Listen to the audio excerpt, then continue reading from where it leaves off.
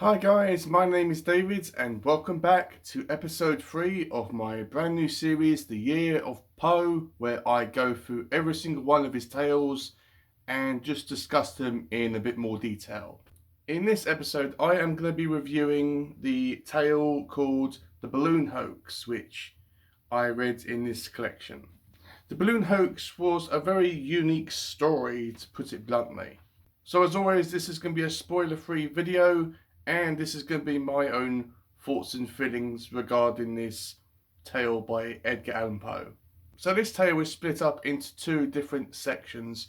The first section is called The Balloon, and the second one is called The Journal. And essentially what this story is all about is really simplistic. It's just about a group of individuals that manufacture and build this brand new lightweight air balloon. And their goal is just to travel from the UK and fly across the Atlantic Ocean and finally end up in South Carolina.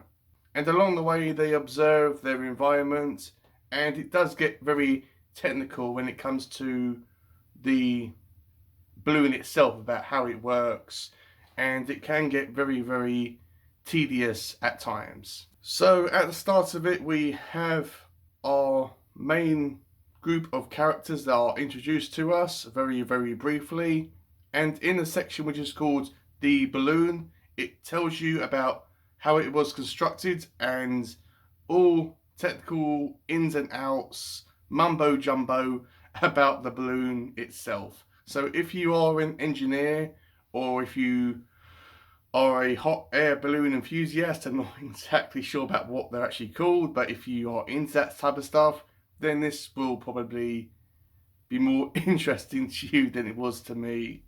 But the section that is called The Journal, this is a bit more exciting, as this is pretty much a diary of one of the occupants of this hot air balloon, and where they actually write down all their different experiences and encounters and all that type of stuff while on board this hot air balloon. So this story is only 10 pages long, and as I said, it's very simplistic to understand. It's very straightforward. It knows what it wants to do. It doesn't like try to pretend to be something else or have any twists and turns in it as well. But what you may or may not know is that this story, The Balloon Hoax, by Edgar Allan Poe, was originally published in 1844 in a newspaper called the New York Sun.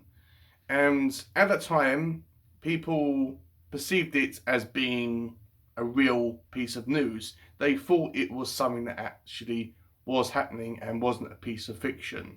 They saw this event as something that was a milestone in human evolution, and they probably, well, they, no, not probably, they definitely thought that it was a real occurrence. They didn't think that it was something that a random guy in the street made up and put in a newspaper.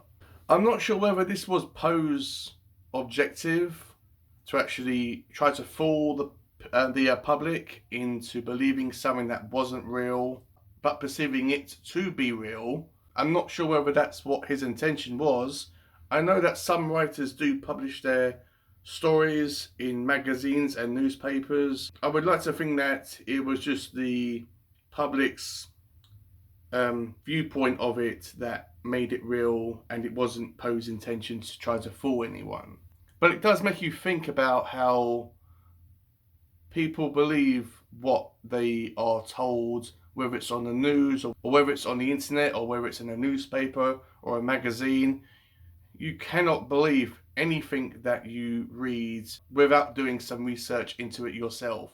I mean, I could write a story about a group of astronauts that get on a rocket and go to the moon and encounter a group of aliens, and I could make it very realistic, and I could make it all scientific and have all the mumbo jumbo terms in it as well, to try to make it look and sound as realistic as I possibly can. And that would probably be enough for some people to convince them that there is concrete proof that there is aliens on the moon because they read about it in a newspaper article. But my experiences with the Balloon Hoax, as I read it physically in this book, and I also listened to the audio version of it on YouTube. There's loads of versions of it that you can listen to. The first time that I actually physically read the story, it was okay. The balloon section was kind of boring for me, but it kind of picked up in the journal entry as well. But when I listened to it again on audio, it was really, really dull. It really was. And this is the lowest rating that I'm going to give a book so far on my channel since I started.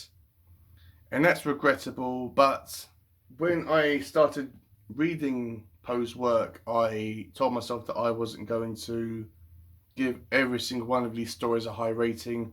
I was going to be fair, and I'm being fair on the author. I'm not bashing Poe as an author. I still like his work or what I've actually read of him so far, and I'm still excited to read everything else in this book.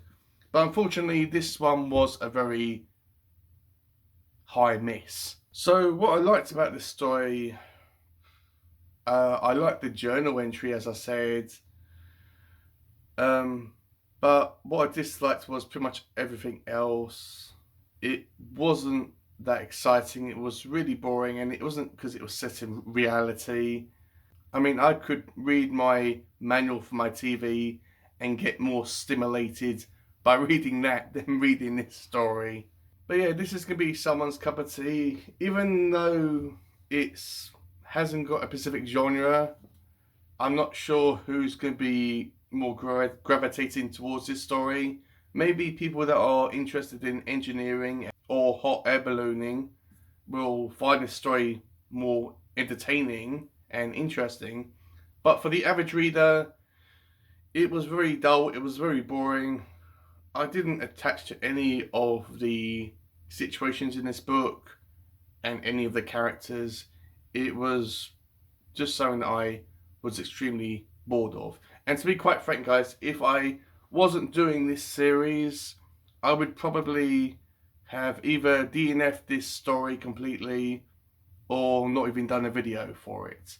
But because I am doing a series where I'm talking about every single story by this author, I have to include it. So what I'm going to rate this story is a 1.5 stars out of 5, the lowest rating I have given the book so far on this channel. So that's it, guys. That is my review for the Balloon Hoax. It looks like this is going to be a shorter video than my usual ones, or my other ones rather, but I didn't really have much else to actually say about this story. It's very short and I wouldn't say sweet, but it's very short, so there's not much to cover in this story. So with all that out of the way, have a great day, read some awesome books, and I will see you all in my next video.